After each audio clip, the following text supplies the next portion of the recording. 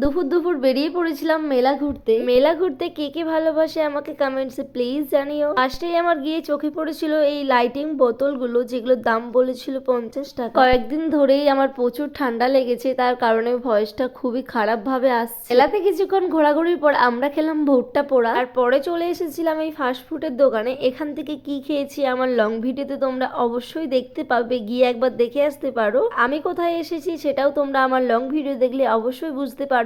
মেলাতে এসেছি কিছু খাবো না, এটা কখনো হয় নাকি। দেন তারপরে খেলাম সুইটকর্ন মাখা, যেটার দাম পড়েছিল মাত্র 50 টাকা। খেতে কিন্তু ভীষণ পরিমাণে ভালো ছিল। তোমরা আমাকে অনেক অনেক কমেন্টস করেছো, আর যাই বলো তোমাদের কমেন্টস গুলো পড়লে আমার মনটা ভীষণ পরিমাণে ভালো হয়ে যায়। এভাবেই যেন তোমরা আমার পাশে থেকো। সবাইয়ের কমেন্টসে আমি রিপ্লাই দিতে পারিনি, তার জন্য সরি, কিন্তু তোমাদেরকে অনেক অনেক ভালোবাসা জানাই। তো বাড়ি আসার পথে দেখলাম একটা ফুচকা দোকান খোলা আছে, তো ওখান থেকে ফুচকা খেয়ে আমি আজকের ভিডিওটা শেষ করলাম।